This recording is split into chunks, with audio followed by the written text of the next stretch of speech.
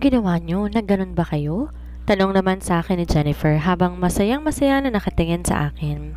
Ano bang sinasabi mo dyan? We didn't do it again. Ano ka ba? Wika ako naman habang nakangiti. Hey bitch, you started smiling. Mai-in-love ka niyan. Sambit niya sa akin na agad nagpakunot sa noo ko. Di naman ako ngumingiti ah. I am not smiling. Nag-hallucinate ka lang eh. Wika ko kay Jennifer. You're so denial kahit nakita ko na eh. Wika naman niya. Andito kami ngayon sa loob ng kwarto namin, nagpapahinga. Matulog na kayo. Dinig mo na dito yung mga boses ninyo. Sambit ni Mayora. Agad naman kaming pumikit. Baka kasi bigla na lang siyang papasok dito at tatalakan na naman kami ni Jen. This past few weeks, naging kalma ang takbo ng buhay ko dito. I learned a lot and I know I will discover more. It's nice din pala to work hard. Wika ko kay Jennifer. Ngumiti naman siya sa akin ng malapad. You did great ha? My bitchy Astrid is no longer a bitch. Wika niya sa akin habang natatawa. Stop it, Jen. Mali ba na marami kang realization sa buhay? I just love being like this. I started loving it. Wika ko naman kay Jennifer. Let's sleep. Maaga pa tayo bukas na magmamap. Wika naman niya sa akin. Bubuntong hininga ako dahil bukas na ang kalbaryo ng buhay ko. After an hour, maaga akong gumising, ganon din sa Jen. Sabay lamang kaming gumising. Ano, are you ready? Ganito na lang lagi ang routine natin so it's tiring. Reklamo niya naman sa akin. We cannot do anything about it. Puwisit kasing matandang yun. Wika ko kay Jennifer. Natawa siya dahil sa biglaang pagsaswitch ng ugali ko. I thought those characteristics are gone. Wika niya habang iiling-iling. Hindi ko na lamang siya pinansin. Dali-dali kaming nagayos ng sarili namin, sinuot ang maid's uniform. Nagtungo agad kami sa stockroom ko sa nakalagay maraming mop at balde. Hoy, punta raw kayo kay boss. Wika naman ni Charmaine at kinuha nila ni Lydia ang mop na hinawakan namin. Why? Takang tanong ko naman. Kibit balikat na lang ang sinabi niya sa amin. Nagtinginan kami ni Jen at dali-dali kaming nagtungo kay boss. What does he want from us? Sambit ko habang kunot ang noo. I don't know. Wika ni Jen at nagmamadali kaming nagtungo sa kinalalagyan ng boss namin. Pagpasok namin doon, nadatnan naman namin si Mayora at si boss na nag-uusap. Here they are. Wika naman ni Mayora habang nakangisi sa amin. Kinabahan naman ako nang dahil sa ngisi niya. Ano bang sinabi niya kay Apollo? Wala naman kaming ginawang masama ngayon. Sit, sambit ni Mayora, kaya naman umupo agad kami. We called you here dahil simula ngayon si Apollo na ang pagsisilbihan niyo. Wika niya sa amin. Di ako nakapagsalita dahil hindi ko maintindihan kung bakit biglaan ang naging desisyon nila. I didn't do well in my job. Bakit kami? Why? Biglang sambit ko. Wala ka nang pakialam doon. It's his choice. Wika ni Mayora sa akin. Tumayo siya at may kung anong siyang sinabi kay Apollo, tsaka umalis sa loob ng kwarto ni Apollo. Lagi naman akong sinisiko ni Jennifer kaya napapatingin ako sa kanya dahil sa ginagawa niya, naiirita kasi ako. What? Inis kong pabulong na sambit kay Jennifer. Yee! Iniisip ko lang, lagi na kayo magkikita nito. Wika niya sa akin kaya kunot ang noo ko dahil sa sinabi niya. So? Takang sambit ko. Anong so? Di lagi mong maaalala yung gabing yun? Wika naman niya sa akin. Oh, come on, Jen. Wala na sa akin yun at hindi ko na gusto yun. Wika ko naman habang iiling-iling sa kanya. Di daw gusto, pero kung di niya na natapos ang pagsasalita niya dahil biglang nagsalita si Apollo. I have a rule here. Wika naman niya. Ewan ko ba kung anong klaseng bahay to? Ang dami-daming rules. Ano ba to? Classroom? Gusto kong maaga kayong gumising sa umaga para ihanda ang breakfast ko. I don't care kung di kayo marunong. Problema nyo na yon. Wika niya sa akin. Gusto ko laging malinis ang kwarto at laging naka-arrange according to size, colors at mga gamit dito. Ayoko ng burara. Wika niya sa amin. Nagtinginan kami ni Jen dahil parang mas okay yung trabaho namin dito kaysa mag-map sa buong mansyon. Third, grocery every week. Ayokong magre-remind ako palagi. I have a schedule plan over there. Tingnan nyo na lang. Yung may mga utak at may utak naman kayong magagamit. Sarkasikong wika niya kaya't biglang nag-iba ekspresyon ng mukha ni Jen. Ganon din ako. He's so arrogant. Wika ni Jen sa akin. Kaya nga, mas arrogant siya nung ako lang dito. He treats me like a dog. Wika ko naman. Bawal magbulungan sa harap ko. You can talk naman pag hindi na ako magsasalita dito. Respect me as your boss. Wika niya kaya napatingin na lang kami ni Jen habang nakikinig sa mga walang kwenta niyang sinasabi sa amin. Yung mga meal plan ko nasa harap ng refrigerator. Basahin nyo na lang yon para makafollow kayo sa instructions ko. Ayoko lang palpak and please mag-work kayo kasi sinasahuran kayo ng tama. Wika naman niya sa akin. Gusto ko sumama kayo every time may business meeting or interview ako dahil need kong personal assistant na magbubuhat ng gamit ko at kayo yon. Wika naman niya sa amin na Jen. Dami namang satsat, dami-daming pinapagawa. Makalipas ang ilang oras na pagsasalita, natapos na din siya. So, are we clear? Tanong niya naman sa amin. Yes, boss. Wika naman namin ni Jen. And I hate the women, kaya huwag kayong delusional na magugustuhan ko kayo. I just picked you because of Sam. Wika niya sa amin. Bigla kaming nagtinginan na Jennifer at pareho siguro kami ng tanong sa isip dahil kunot-noo din ang tingin niya sa akin. Tumayo na ang boss namin at walang ano-ano, nagtungo na to sa kwarto niya. Pwisit, mas madami tayong gagawin and oh my, paano tayo magluluto? Baka sasabog lang tong lutuan niya sa atin. Wika naman na dyan. Ang isip ko ngayon ay kung kaano-ano niya si Ate Sam. Sabi niya he hates women but he is too close to Ate Sam. Sambit ko naman habang nakatingin kay Jan. You're right. Akala ko din ba hindi siya pwedeng makialam sa atin, pero ba't parang siya pa yung dahilan ng mga ginagawa nila sa atin? Wika naman ni Jen habang nag-iisip. Let's investigate. Sambit ko kay Jen habang nakangiti. Game. It's been a long time since we don't have fun. Wika naman niya habang nakangiti sa akin. Nagtungo na muna kami sa kwarto namin dahil kukunin namin ang mga gamit ng maid's room kasi yung boss namin sa sarili niyang room. Be ready, Ate Sam. We will expose everything. Oh my G! Natusta! Sabi ni Jen habang tinitingnan ng sunny side up na ginawa namin. Nakailang basag na tayo ng itlog. Laging ganito. Wika ko habang namomroblema dahil mauubos na ang isang tray. Hindi pa rin kami nakaluto ng tamang sunny side up egg. Paano na to? Tama naman tayo Sinunod naman natin yung tamang step sa YT. Wika naman ni Jen. Shit! Bigla kaming napatingin sa bandang likuran namin at tiningnan si Apollo na naka-topless. Tayong boxer lang kanyang suot. Ang laki! Biglang sambit ko. Agad akong napatakip sa bibig ko nang ma-realize ko ang sinabi ko. What have you done? Ang kalat at anong ginawa niyo sa egg ko? Sambit niya naman sa amin. Wala po kaming ginawa sa itlog niyo Huwag po kayong mamimintang. Sambit naman ni Jennifer na kinakunot ng noo ni Apollo. This egg. Hindi yung iniisip mong egg. Wika niya kaya't bigla napatakip ng bibig si Jen dahil sa hiya nang ma-realize niya ang sinabi niya. Sorry sir, we tried to make a perfect sunny side up pero we failed. Wika ko naman sa kanya. Walang aalis dyan. Linisin niyo lahat ng yan at dapat pagbalik ko dito, linis ng lahat ng yan. Wika naman niya habang galit na nakatingin sa amin. Napangiwi na lamang kami ni Jennifer dahil palpak na naman kami. Bakit ba kasi tayo pang pinili niya? Di naman natin kasalanan yun Bahala siya dyan. Wika naman ni Jen. True. Wika ko naman at nagsimula na kaming maglinis ng ginawa naming kalat. Hindi ko alam kung saan pupunta ang monster na yon dahil galit na galit siya sa ginawa namin ni Jennifer ngayong umaga. Ilang minuto lamang at tapos na rin kaming maglinis. Tagaktak ang pawis naming dalawa nang dahil sa paglilinis namin. Siguro naman, kakalma na siya sa ginawa natin. Wika naman ni Jen. I don't care kung hindi siya kakalma. Wika ko naman kay Jen. Maya-maya pa biglang pumasok si Apollo, kasunod ang mga chef na galing sa kitchen. 5 silang nandito kaya't nagkatinginan kami ni Jennifer habang natatakot. Baka gawin nila tayong soup. Pabulong kong wika kay Jennifer kaya humawak siya sa kamay ko. Sir, anong gagawin niyo sa amin? Tanong ko naman kay Apollo habang namomroblema. Ngumisi siya sa amin dahilan upang mas mataranta kami. Kunin niyo na ang mga yan. Wika niya habang naka-cross arms. Bigla naman kaming tumakbo at hinabol kami ng 5 chef. Nang dahil nga marami sila, nadakip nila kami agad. Hey please, wag niyo kaming gagawing soup. Wika ko naman habang nagpupumiglas. 3 kasi ang nakahawak sa akin, kaya hindi ako masyadong makagalaw. Malalakas sila. What are you talking about? Sambit ni Apollo habang kunot ang kanyang noo na nakatingin sa akin. Tuturuan lang kayong magluto.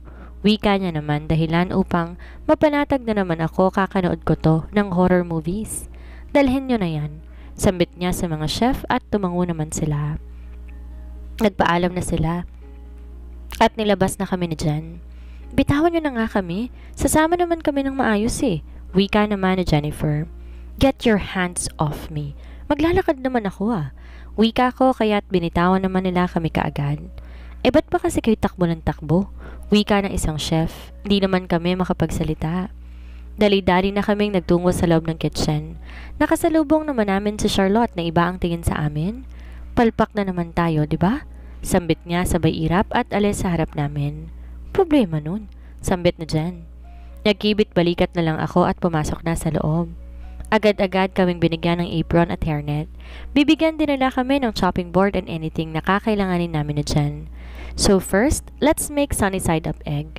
Yan ang unang palpak nyo kaya yan ang unang gagawin natin. Dahil yan ang gustong breakfast ng amo ninyo. Bago pa kayo aalis dito sa kitchen kung may natutunan na kayo, wika naman ng isang chef. I hate him.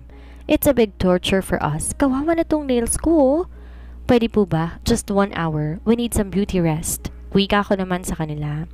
Pwede naman yon kung maka-perfect kayo ng sunny side up egg ngayong araw na to. Wika naman niya sa amin. Kaya naman tumango ako dahil kailangan pala naming mag-focus na dyan ngayon dahil sa sunny side up na to. Agad-agad naman kaming binigyan ng half tray ng chef. Yan lang ang itlog na ibibigay namin dahil kailangan nyo makagawa ng perfect sunny side up sa half tray lang. Hindi na pwedeng huminga na iba pang egg pag naubos yan. Wika naman niya sa amin. Mas na-pressure ako dahil parang kaunti lang to kumpara sa ginamit kanina na 1 tray talaga. Sige, let's begin. Wika naman ng chef na matanda. Mataas ang kilay niya at para din siyang si Mayora, may daladalang stick. Ayusin nyo at dapat malinis ang paligid nyo dahil tao ang kakain, hindi hayop. Wika naman ng strict na matanda. Tumingin naman ako na para bang wala akong pake sa sinasabi niya. Start na. May 5 minutes lang kayo. Huwag niyong sasayangin ang oras ninyo. Wika naman niya kaya nagsimula na kami. Unang subo ko, tusta ka agad. What's the problem of this lutuan ba? Inis ko namang wika, nakatingin sa lutuan. Walang problema ang lutuan. Ay shit! Gulat kong wika dahil bigla-bigla itong susulpot itong matanda sa likuran ko. Hinaan mo ang apoy, kaya kayo napagsasabihan na useless eh. Wika naman niya sa amin. Pshh! Yan na lamang ang nasambit ko nang dahil sa sinabi niya. Astrid, pang-5 egg ko na to. Wika naman na dyan sa akin. Hinaan daw ang apoy. Wika ko naman sa kanya. Sinunod ko naman ang iniuutos ng matanda. Isa na lang natira kaya't wala na akong pag-asa dahil ito na lang natitira sa itlog ko kasi lahat tusta na. Minsan hilaw at yung iba na mali ang pagkakabasag sa floor na nakalagay na sa kawali naman dapat. Agad-agad naman akong bumuntong hininga at nag-focus ng mabuti. Hinaan ng apoy ang dapat mainit ang oil. Wika ako naman. Nanginginig ako dahil nape-pressure ako. Isa na lang itlog ko in any moment. Pwede nang pumalpak ito at di na ako makakaalis dito buong araw nila akong paglulutuin dito sa loob ng kitchen na to. Nang uminit na nga ang kalan, dali-dali kong nilagay ang itlog. Tahimik na dito sa loob. Focus na kami ni Jen.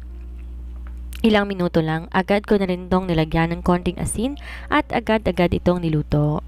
Nagbilang lamang ako ng 10 seconds, tsaka ko ito hinango. Nanlaki naman ang mata ko nang dahil sa nakita ko. I made it! Sabay naming sigaw na dyan at nagtatalon naman kami sa tuwa habang yakap-yakap namin ang isa't isa. Nakangiti akong nakaserve kay Sir Apollo. Stop smiling. Sungit niyang sambit sa akin kaya naman tumigil agad ako sa pagngiti. Masaya lang ako dahil perfect ang niluto kong sunny side up. Bakit walang bacon? Tanong niya naman sa akin. Nakatulala naman ako dahil sa sinabi niya. Akala ko ba sunny side up lang dapat? I thought, save it.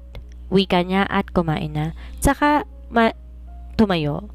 Walang papasok dito hanggat hindi kayo matututo na magluto ng iba't ibang breakfast food. Wika naman niya sa akin. Nasa wine station kasi sa Jen, nag-aayos ito. Umalis na ito at pabagsak na sinara ang pinto. Agad naman ako nagtungo kay Jennifer. I hate him!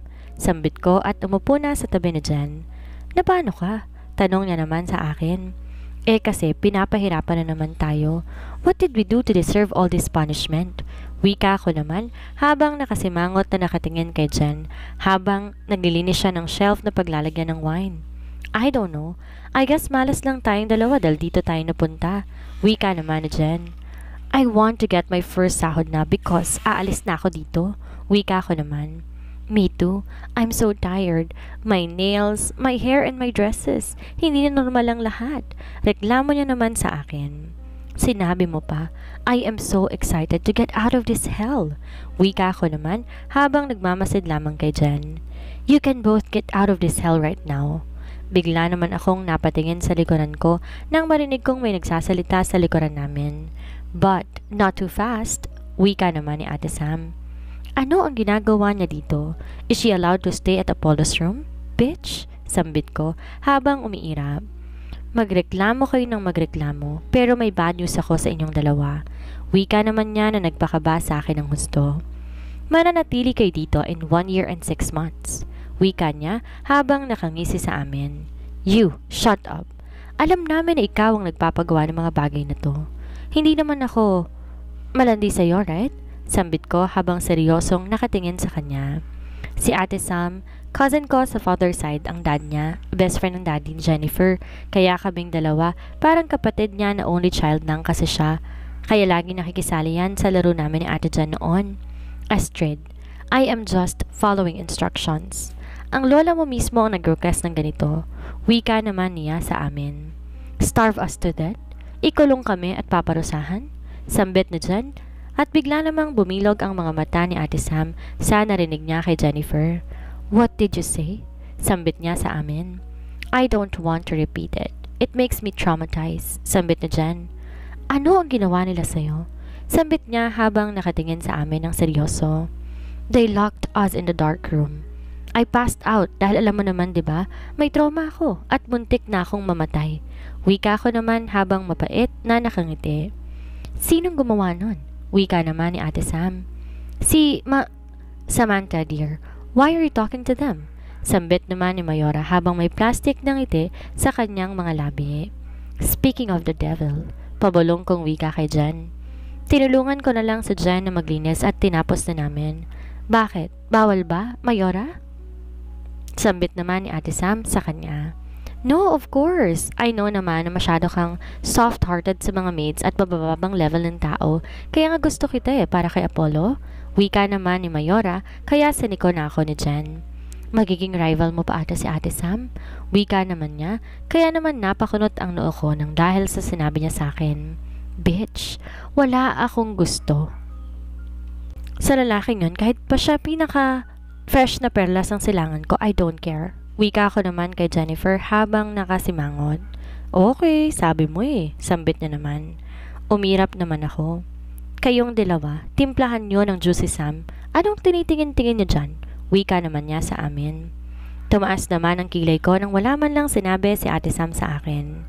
Nagtungo na kaming dalawa ni Jan sa kitchen at panay ang reklamo namin na kaming dalawa nang dahil sa utos ni Mayora sa amin. Puisit? Wika ko naman habang galit na galit. I have a great idea para makaganti man lang tayo kahit konti kay Ate Sam. Wika naman ni Jennifer sa akin habang nakangisi. Dali-dali naman kaming gumawa ng juice, tsaka naman ginamit ni Jen ang kamay niya para magtimpla ng juice ni Ate Sam. You brat? Wika ko habang natatawa at dinala na namin to sa living room. Nagdala din ako ng sandwich and I put a lot of pepper. Thank you. Wika naman ni Ate Sam sa amin. Nagkibit balikat ako bilang tugon sa thank you niya. Bakit di pa kayo maalis? Di ba ang sabi ko, hindi kayo papasok dito hanggat hindi niyo magagawa lahat ng breakfast food? Wika naman ni Apollo sa amin. Sambit ko na lamang, Kay. At hinila ko na sa Jen sa paglabas namin, narinig ko pa ang pag-ubo ni Ate Sam. Deserve. Sambit naman ni Ate Jen. At dali-dali na ngang umalis. Nang pumasok kami sa kitchen, ngumiti naman agad ang mga chef na nandun. Nandito na naman ang mga arting maid. Wika naman ng isang matabang chef. Umirap na nga lamang ako sa kanya, habang siya naman ay napapatawa ng dahil sa inasta ko. I am Chef Lonzo. Wika niya sa akin. Ngumiti naman si Jen sa kanya at nag-hi. Dead man naman siya sa akin. So I guess, ready na kayong dalawa sa ituturo namin ngayon. At dapat kayong mag-thank you dahil wala ngayon si Chef Lori. Wika naman niya sa amin. Who is she? Tanong ko naman kay Chef Lonzo. Yung matandang nakataas lang ang kilay? Wika naman niya na may kasamang tawa. Tumango ako bilang tugon sa sinabi niya at niyaya niya na kaming dalawa ang pumesto sa paglulutuan namin. So first, let's make salad. Wika niya naman. Bigla namang nanginig ang mga mata ko dahil gustong gusto kong gumawa ng ganon pero hindi ko magawa dati. Step by step niya kaming tinuturuan hanggang sa ma-perfect namin ang salad na itinuro niya. This is a Caesar salad, wika naman niya. Agad-agad naman kaming gumawa ng sarili naming Caesar salad at ilang oras bago ko pa nagawa yung akin. Done! Sambit ko habang nakangiti. Good ha? Wika niya na makita niyang medyo magulo ang ginawa ko. Tinikman niya naman ito at ngumiti. The taste is very good pero ayos nang ang kailangan mo. Wika naman niya kay Jen na na-perfect niya. Let's take a break at balik na lang kayo maya-maya. Wika naman ni Chef Alonzo. Ngumiti naman kami at umalis. I like him. He's cute and kind.